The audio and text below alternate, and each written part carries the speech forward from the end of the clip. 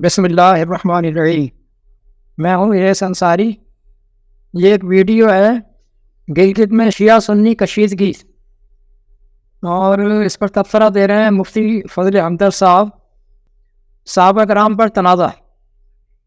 اس video پر میں تبصرہ دوں گا، آپ پہلے آپ کی ویڈیو سن لیجیے۔ شیعہ اور سنہ آپس میں ایک دوسرے کے سامنے کھڑے ہو گئے ہیں۔ خاص طور پر اس وقت میں جس پہ آج میں گفتگو کرنا چاہتا ہوں وہ ہے گلگت بلتستان کی صورتحال۔ سوشل میڈیا اور مختلف نیوز کے ذریعے سے جو اطلاعات سامنے آ رہی ہیں وہ یہ ہے کہ گلگت بلتستان کی ایک بڑی شخصیت جو کہ مکتب تشیع سے وابستہ ہے، ان کے اوپر FIR درج کی گئی ہے توہین صحابہ کے نام پر۔ اور جب سے یہ توہین صحابہ بل قومی اسمبلی کے اندر پیش ہوا اور پھر اس کے بعد سینٹ سے اسے پاس کیا گیا، جس طریقے سے یہ متنازع بل سامنے آیا ہے، یہاں پر مختلف فرقہ وارانہ طور پر کشیدگی پائی جاتی ہے، اور ملک پاکستان کو یہ اس طرح محسوس ہو رہا ہے جس طرح کہ طوفان کے اندر سمندر میں کشتی ہچکولے کھاتی رہتی ہے اور کسی بھی وقت وہ گرنے کو تیار ہوتی ہے۔ یہی صورتحال نظر آ رہی ہے کہ پاکستان کو خدا جانے اس کی نظر لگ گئی ہے اور اس کے ساتھ کیا ہونے والا ہے۔ اللہ سبحانہ و تعالیٰ سے دعا ہے کہ پروردگار ہمارے اس وطن عزیز کی خیر فرمائے، یہاں پر مسلمانوں کے درمیان میں امن اور سکون ہو، فرقہ وارانہ کشیدگی نہ ہو، فرقہ وارانہ طور پر ہم آہنگی ہو۔ محترم، یہ بڑا حساس موضوع ہے، بہت سینسٹیو موضوع ہے کچھ بھی نہیں، لیکن جہالت نے اسے حساس بنا دیا ہے، جبکہ حقیقت میں یہ میٹر ہی نہیں ہے، یہ کوئی میٹر ہی نہیں ہے۔ اس پر ہم بات کریں۔ سارے دس آپ یہ آیت سنیے، قرآن کی آیت سنیے۔ قُلْ هُوَ الْقَادِرُ عَلَىٰ أَن يَبْعَثَ عَلَيْكُمْ عَذَابًا مِّن فَوْقِكُمْ وَمِن تَحْتِ أَرْجُلِكُمْ أَوْ يَلْبِسَكُمْ شِيَعًا وَيُذِيقَ بَعْضَكُمْ بَأْسَ بَعْضٍ 665۔ کہہ دو کہ وہ قادر ہے، یعنی اللہ قادر ہے اس بات پر کہ تم پر عذاب لے آئے، تمہارے اوپر سے یا تمہارے نیچے سے، یا تمہیں شیعہ شیعہ بنا کر آپس میں بھڑا دیں، ایک دوسرے کی طاقت کا مزہ چکھائے، ایک دوسرے کی دشمنی کا مزہ چکھائے۔ دیکھیں گلگت بلتستان میں دو شیعہ کس طرح آپس میں ایک دوسرے کے خون کے پیاسے بنے ہوئے ہیں۔ دو شیعہ کہتے ہیں گروہ کو، پارٹی کو، فرقے کو۔ اس اعتبار سے سنی شیعہ دونوں ہی شیعہ ہیں، قرآن کی روح سے دونوں ہی شیعہ ہیں۔ ان الذین فرقوا دینہم وکانوا شیعا، بے شک جنہوں نے دین میں فرقے پیدا کر لیے، پارٹیاں الگ الگ بنا لیں اور ہو گئے الگ الگ گروہ، وکانوا شیعا ہو گئے شیعہ۔ اور دونوں پارٹیوں کو قرآن نے مشرکین میں سے قرار دیا ہے، من المشرکین، ولا تکونوا من المشرکین من الذین فرقوا دینہم وکانوا شیعا کل حزب بما لدیہم فرحون، سورہ روم کی آیت نمبر 32۔ کہ اے لوگوں تم بھی مشرکین میں سے مت بن جانا، ولا تکونوا من المشرکین من الذین فرقوا دینہم، ان مشرکین میں سے جنہوں نے دین میں تفرقے پیدا کر لیے، فرق ہو گئے، وکانوا شیعا اور ہو گئے پارٹی۔ پھر کل حزب بما لدیہم فرحون، پھر ان میں کا ہر فرقہ جو مسلک یہ لیے بیٹھا ہے اسی میں مگن ہے، اسی میں خوش ہے۔ شیعہ سمجھتا ہے میں حق پر ہوں، سنی سمجھتا ہے میں حق پر ہوں۔ قرآن کریم نے نکال دیا یہ تو پھر تو مشرکین میں سے ہو گئے، سورہ روم کی آیت نمبر 32۔ آپ دیکھیں کہ یہ گروہ بندیاں اس بیس پر بنی ہے، اس بیس پر قرار پائی ہیں جو قرآن کی روح سے بیس ہے ہی نہیں، یہ بیس لیس بیس ہے، کیونکہ اللہ کے دین میں کسی بھی شخص کی کوئی انوالومنٹ ہے ہی نہیں۔ اللہ کے دین میں کسی شخصی انوالومنٹ ہے ہی نہیں۔ یہ تو قانون کی کتاب ہے، اور قانون کی کتاب میں شخصیات کا دخل ہی نہیں ہوتا، کہیں بھی نہیں ہوتا۔ اللہ قرآن کہتا ہے اللہ للہ الدین الخالص 39/3، خبردار دین تو خالص اللہ کا ہے، اس میں انسانوں کی انوالومنٹ نہیں۔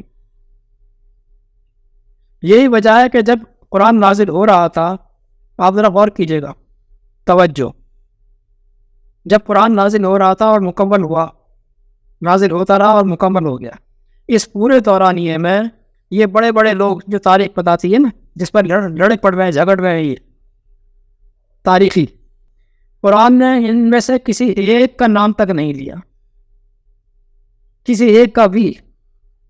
حالانکہ یہ موجود تھے، ان کے کردار موجود تھے، لیکن قرآن نے نام نہیں لیا ان کا، کسی ایک کا بھی. یہاں تک کہ نبی علیہ السلام کی بیٹیوں کا، یعنی بیٹیوں کا ذکر تو کیا لیکن نام نہیں دیا.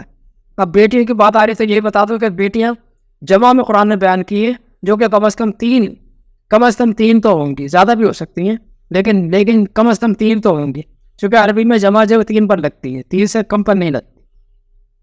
چنانچہ قرآن کہہ رہا ہے یا نبی کل ازواجک و بناتک و نساء المومنین 33/59، 33 کی 59. کہ اے نبی کہہ دیجئے اپنی بیویوں سے اور اپنی بیٹیوں سے اور مومنین کی عورتوں سے، 33 کی 59. اس کا مطلب ہوا کہ قرآن کی روح سے نبی علیہ السلام کی کم از کم 3 بیٹیاں تو تھیں، جبکہ ذکر ایک ہی کا آتا ہے. یہ عجیب کہانی ہے. یہ سارے ہیروز جن کو بنیاد بنا کر یہ 2 گروہ صدیوں سے لڑتے چلے آ رہے ہیں، ان میں سے کسی ایک ہیرو کا بھی نام نہیں دیا قرآن نام کے اعتبار سے کسی کو جانتا ہی نہیں. نہ کسی علی کو، نہ ابو بکر کو، نہ عمر کو، نہ عثمان کو، نہ فاطمہ کو، نہ حسن کو، نہ حسین کو، نہ معاویہ کو، نام ہی نہیں ہے صرف. نہ لفظ صحابہ، نہ لفظ خلیفہ بحیثیت مرکزی حکمراں، خلیفہ بحیثیت مرکزی حکمراں، اور نہ امام بحیثیت مرکزی حکمراں، ہے ہی نہیں. علی کو اتنی بڑی حیثیت دے دی ہے روایات نے، تمام صحابہ کرام کو جو حیثیت دی وہ قرآن تو جانتے ہی نہیں بھائی، قرآن بات ہی نہیں کرتا شخصیات کی، روایات نے. اچھا جی، قرآن نے نام تک لینا گوارا نہ کیا کسی ایک کا بھی. یہ سارے ہیروز روایات نے بنائے ہیں، یہ نام بھی روایات نے دیے ہیں، ان کو ہیرو بھی روایات نے بنایا. جناب علی مولائے کائنات کے مالک کو پتہ ہی نہیں ہے کہ کون مولائے کائنات، وہ جانتا ہی نہیں ہے، ایک دفعہ بھی نام نہیں لیا اس نے. جبکہ قرآن کہتا ہے کہ تمت کلمت ربک صدقا وعدلا 6/115، تمت کلمت ربک، تمام ہوا تیرے رب کا کلام، مکمل ہو گیا، تمام ہو گیا، صدقا وعدلا، بڑی سچائیوں کے ساتھ، سچائیاں لیے ہوئے اور عدل اور توازن لیے ہوئے. وہ ہے کہ قرآن میں کی سچائیوں میں صحابہ کرام کو کوئی رول نہیں ہے، سچائیاں مکمل ہو گئیں، ان کا رول اس میں نہیں. اس لیے کہ انسان شر اور خیر کا مجموعہ ہے، انسان شر اور خیر کا مجموعہ ہے، وہ کبھی سچ اور حق کا معیار نہیں بن سکتا. انسان کو معیار نہیں بنایا اللہ تعالیٰ نے سچ اور حق کا. سابقہ لوگوں کے لیے یہ قانون دیا ہے قرآن نے، چاہے سابقہ لوگ کتنی بڑی حیثیت کے ہو کیوں نہ ہو، کیونکہ انبیاء سے بڑی حیثیت تو کسی کی نہیں ہوتی نا. انبیاء کوئی گنوا کر کہتا ہے کہ تلک امۃ قد خلت، وہ تو اپنے دور کے لوگ تھے، قد خلت وہ تو گزر گئے. وہ ہے کہ گزرے ہوئے لوگ جو تھے وہ تو اپنے دور کے لوگ تھے، وہ گزر گئے. قد خلت لہا ما کسبت، جو کچھ جنہوں نے کیا تھا وہ ان کے لیے، وہ ان کے ذمے. وَلَكُمْ مَا كَسَبْتُمْ، جو تم کرو گے وہ تمہارے ذمے. وَلَا تُسْأَلُونَ عَمَّا كَانُوا يَعْمَلُونَ، اور تم سے تو ان کے کاموں کے متعلق، ان کے اعمال کے متعلق، ان کے افعال کے متعلق پوچھا ہی نہیں جائے گا کہ وہ کون تھے، کیا کرتے تھے، اچھے تھے، برے تھے، تم سے نہیں پوچھا جائے گا. سورہ بقرہ کی 134 اور 141 یہ 2 جگہ. وہ سابقہ لوگ تو اپنے دور کے لوگ تھے، جو کچھ جنہوں نے کیا وہ ان کے ذمہ، جو کچھ تم کرو گے وہ تمہارے ذمہ، اور تم سے تو سابقہ لوگوں کے متعلق پوچھا ہی نہیں جائے گا. وہ اچھے تھے تو، برے تھے تو، تم سے مطلب ہی نہیں ہے، ہم سے مطلب ہی نہیں ہے. جس طرح قرآن نے کسی صحابی کا دین میں کوئی حصہ نہیں رکھا، کوئی کردار نہیں رکھا، نام تک نہیں رکھا، نام تک نہیں دیا، ہمارا کوئی واسطہ نہیں رکھا. اگر اس ڈگر پر ہم رہتے، اسی ڈگر پر جو قرآن نے اس ڈگر پر ہمیں ڈالا ہے، اس ڈگر پر ہم رہتے، تو پھر ایمانداری سے بتائیں کہ شیعہ سنی مسلک بنتے؟ کمی نہیں بنتے. مسلک بنے ہی شخصیات کی بنیاد پر. شخصیات وہ تو اللہ تعالیٰ جانتا تھا نا، لہٰذا کسی بھی ایک شخص کا نام تک نہیں لیا اس نے. وہ جانتا تھا کہ شخصیات سے کیا نقصان ہوگا. اس بات پر جھگڑتے ہوئے کہ ابو طالب ایمان لائے تھے یا نہیں. اس بات پر جھگڑتے ہیں کہ ابو طالب ایمان لائے تھے یا نہیں. ایمانداری سے بتائیں کہ کیا روز محشر اللہ تعالیٰ ہم سے پوچھے گا کہ بتاؤ تم سے 14 سال پہلے کوئی بزرگ بنا ابو طالب گزرے تھے, وہ ایمان لائے تھے یا نہیں لائے تھے؟ کیا کہتے ہیں؟ پوچھا گیا اللہ تعالیٰ ہم سے. وہ تو کہتا ہے, اسے تو کہا قرآن نے تو وَلَا تَسْأَلُونَ عَمَّا كَانُوا يَعْمَلُونَ, تم سے تو ان کے متعلق پوچھا ہی نہیں جائے گا کہ ان کے اعمال کیا تھے, ان کے کردار کیا تھے. تم سے نہیں پوچھا جائے گا تو کیوں بھائی پھر کیا پریشانی ہے؟ لیکن یہ حقیقت اپنی جگہ اٹل ہے کہ مولوی, ملا, مفتی, شیوخ الاسلام یہ نقطہ کبھی بیان نہیں کرے, کبھی نہیں کریں گے. یہ کانٹا کبھی نہیں نکلنے دیں گے. یہی کانٹا تو وہ دکانداری چلنے کا ذریعہ ہے. یہی کانٹا تو ہے دکانداری چل رہی ہے, چلنے کا ذریعہ. کانٹا نکالے بغیر پین کلر گولیاں کھلا کر مار رہے ہیں لوگوں کو, کانٹا نہیں نکال رہے ہیں. اور بھولے بھارے لوگ انہیں رہبر سمجھتے ہیں, مسیحا سمجھتے ہیں, سمجھ رہے ہیں. نیوز میں بتا رہے تھے کہ حکومت نے ذمہ داری نبھاتے ہوئے ان علاقوں کی سیکورٹی سخت کر دی ہے, رینجرز تعینات کر دیے. یہ ہے ان کے نزدیک اس کا حل. یہ ہے حل. یہ حل ہے کیا؟ کانٹا نکالے بغیر درد ختم کرنے والا نسخہ جو کبھی کامیاب نہیں ہوتا. قرآن نے جو کام فکس نہیں کیے, وہ فکس کرنے والے تھے نہیں, وہ کام تھا نہیں.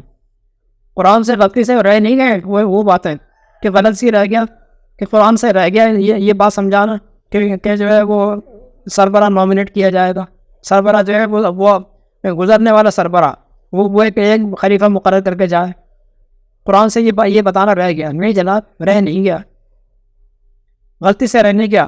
لہٰذا مرکزی سربراہ قرآن نے فکس نہیں کیا, نامنیٹ نہیں کیا, تو وہ کام جو قرآن نے نہیں کیا وہ کام سارے کے سارے شورا نے کرنے ہیں. وہ شورا کے ذمہ رکھے ہیں اللہ تعالیٰ نے.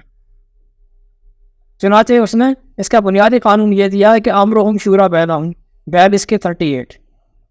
ان کے تمام معاملات ان کے درمیان مجلس شورا طے کرے گی. یہی قانون ہونا چاہیے تھا, کیونکہ یہ تو قیامت تک چلنے والا معاملہ تھا نا. لہذا شورا کے ذمہ لگا دیا اللہ تعالیٰ نے. اس کی مزید تفصیل جاننی ہو تو میرے دیگر مضامین آپ کو مل جائیں گے, وہ دیکھ لیجئے. اور خاص طور پر میرا مضمون نبی اور رسول کا فرق, یہ مضمون آپ دیکھ لیجئے, آپ کو ساری ڈیٹیل مل جائے گی. والسلام.